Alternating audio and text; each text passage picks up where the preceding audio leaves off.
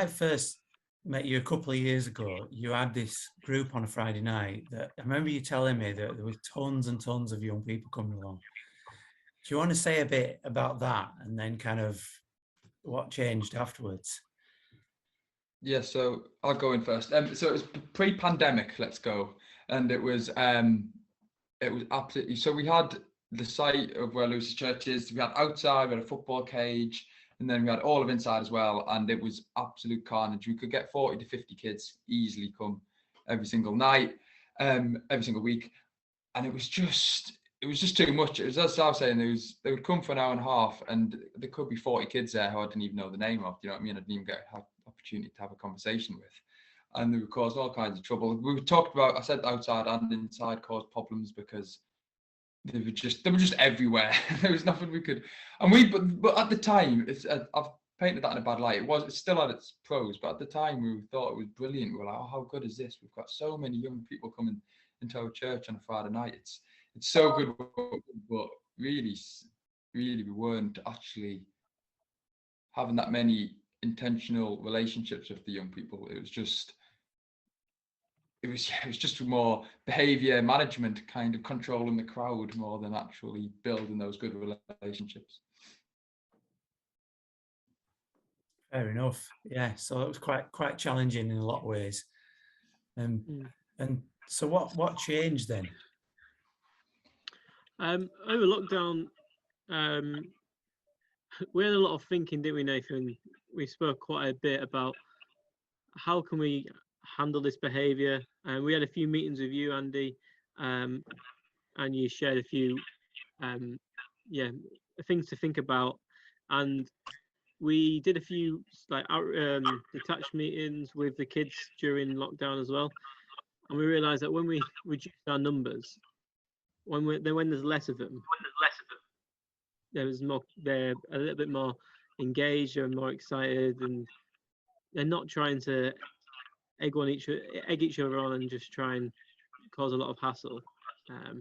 So what we did is we limited our numbers at our youth to 30 kids, and made sure that we had enough leaders, and we actually closed down outside, and just brought everything inside, and not having the football cage and stuff, and that really helped. We also, you'll remember this, Nathan, we actually closed it down for 3 or 4 weeks and sat back as a team and went, right, what do we need to do? What's our vision for this? And I think that we realised that if we have the whole team on the same vision and we know what the aim is, then we all know what we're working towards.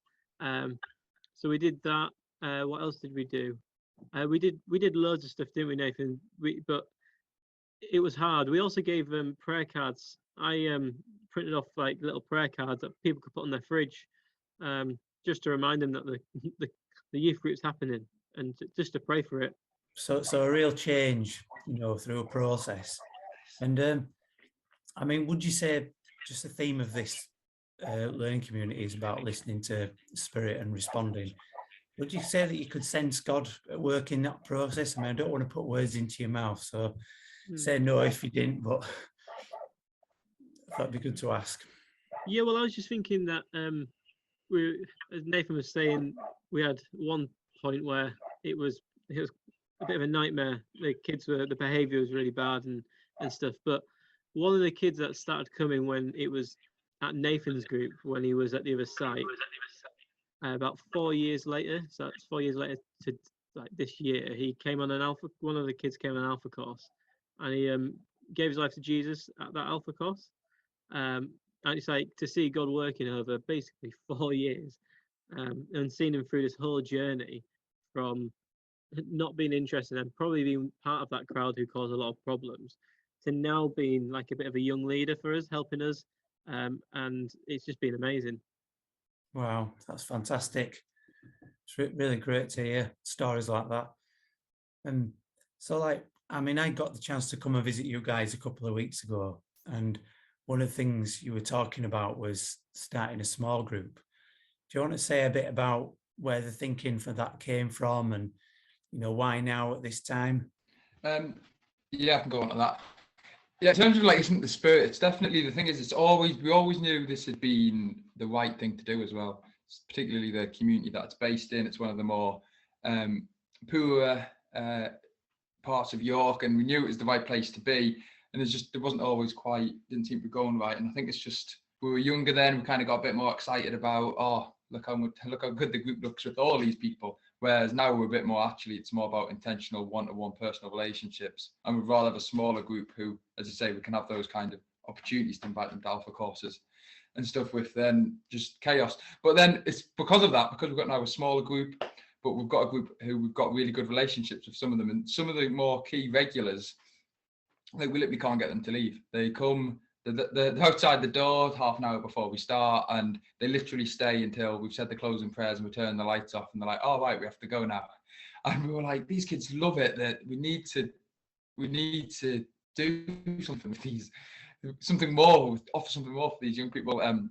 One of them actually was staying behind last week and had a conversation about grace and what that means and all this kind of stuff, and couldn't get the head round God's forgiveness and how we can forgive everyone no matter what they've come from. So we had these kids, and me and Lewis were having a think, and actually we'd had a chat with you in, I think it was in lockdown, Andy, and you'd shared that small groups is often a good place to go. And so so we're going to think after half term, start with just 4, 5, 6 of them, just invite them in on the straight after school on a Monday.